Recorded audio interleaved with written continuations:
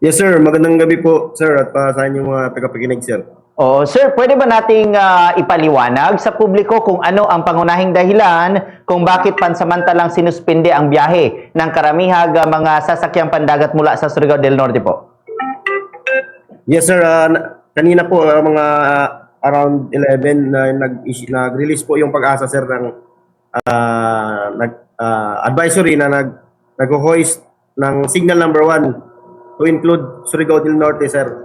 Kaya as an action taken ng station for the safety of life at sea is in-implement namin, in-enforce namin yung no-sail policy sa mga sasakyang pandagat po sir. Sir, mga ruta nito at anong uri ng mga sasakyang pandagat ang direktang apektado ng suspension, sir? Yung mga biyahe po ng pa-Siargao, pa-Cebu, pa-Southern Leyte, pa-Sorsogon, pa-Bukas Grande, pa-Dinagat Island, yun po yung mga affected areas po kasi yung sa signal number 1 po is dito po kasi sa Surigao del Norte. Pero sir, may mga pinapayagan bang limitadong biyahe ng mga ro-ro vessels sa kabila ng masamang panahon? Per policy po natin, meron po tayong tinatawag na main supply route. Dito po sa amin sa Surigao del Norte, sa AUR ko po, ang nakalagay po doon sa circular is yung kung biyahe ka ng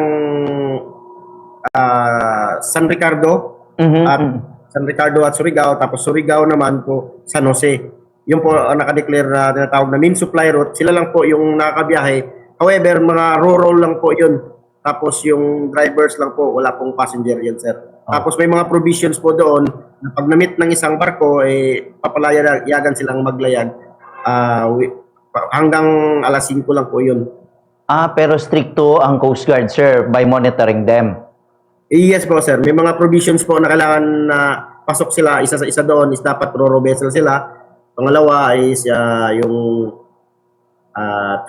300 gross tonnage above na ro-ro vessel. Tapos dapat walang cargos, walang dangerous cargos. Tapos kung may drivers lang po ng rolling cargo ang dapat sakay po. Yun po yung sa bagong revised guidelines ng Coast Guard po. Sir, hindi po kagaya dati sir dati po kasi pag signal number 1 wala talagang mababiyahe. Ngayon, meron po ang po diyan para ma-prevent po natin yung congestion at saka yung mga goods kasi sir na mga perishable goods para makarating po sa dun sa kabila. Pero limited lang din po 'yon sir.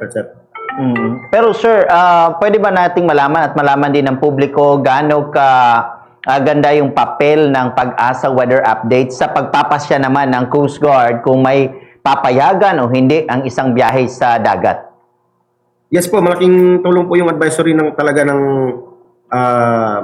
Pag-asa po kasi based sa policy namin, sila po talaga yung doon kami magbe-base ng aming decision making sir. Pero kahit na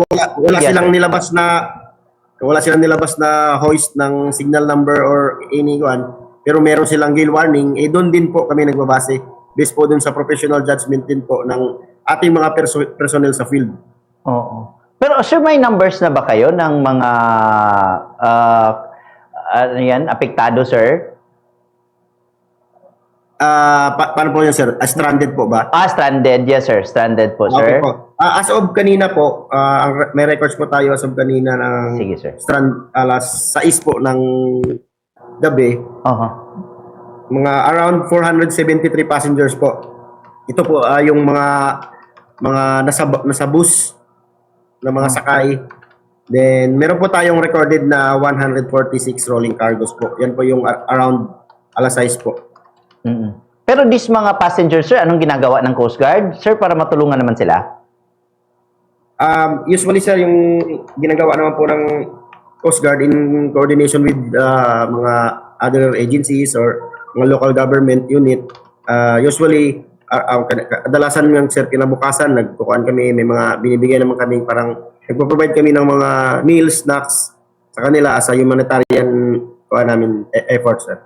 Okay, so at least, di ba? Pero sir, itong ganitong mga panahon na ito, mag-iintay pa rin tayo sa Pag-asa for the lifting? Yes, sir. Magre-rely po tayo sa Pag-asa kung mag-lift na sila ng signal number 1. However, magbe-base din po din tayo doon sa actual, based doon sa mga mga personnel natin sa field. Kasi minsan kasi sir, okay na lifted na sa Pag-asa, however medyo may mga areas na upon actual assessment is wala pa, kaya medyo didelay lang natin ng konti. Ang naman yan, ang purpose naman is for the safety of life at sea. Oo. Sir, how about yung mga island barangays ng Surigao? Bawal din ba? Yes sir po. Actually po, lahat ng regardless of gross tonnage and regardless of type of vessel, hindi na talaga siya pwedeng magbiyahe. Nag-advise na kami, tapos nagko-coordinate kami sa mga LGU na at saka yung advisory namin nilalabas namin through social media at saka para makita nila na kung nag-advise talaga kami na wag mo na maglayag. At we intensified our patrol po doon sa may mga areas po kasi na may mga bangka maliliit. At ando po, pini-intensify namin yung presence. Sir, lastly, sa pangkalahatan po, ano po yung mensahe ninyo sa mga pasahero, motorista o negosyante na apektado ng advisory natin? Kailan nila aasahan ang normalisasyon ng biyahe sa dagat, sir? Yes po, magkantabay lang kayo po palagi sa Pag-asa at sa amin po, sa Coast Guard. Nag-a-announce naman kami pag pwede na pong maglayag. Tapos sa mga ibab dyan na hindi pa alam na may mga ganitong sitwasyon, lalo na yung mga travelers, huwag na kayo, pansamantala po, i-postpone po muna natin yung mga plano natin kasi baka may stranded lang po. At saka po, pangalawa po, yung sa mga beachgoers po, pinaalalahanan po namin na huwag muna silang kasi baka magdala ng malaking alon po yung bagyo po. Sige. Sir Ensign Roy Christopher Orellanida po, sir. Daghan kayong salamat, sir. Maraming salamat, sir, sa update mula sa inyo dyan sa Coast Guard. Amping mo dyan, sir, sa inyong mga operasyon karon, sir. Yes, sir. Thank you so much, sir. And sa lahat po ng mga nakikinig sa inyong programa, sir. Magandang gabi po sa inyong lahat. Mayong gabi, Isab, sir. Si Ensign Roy Christopher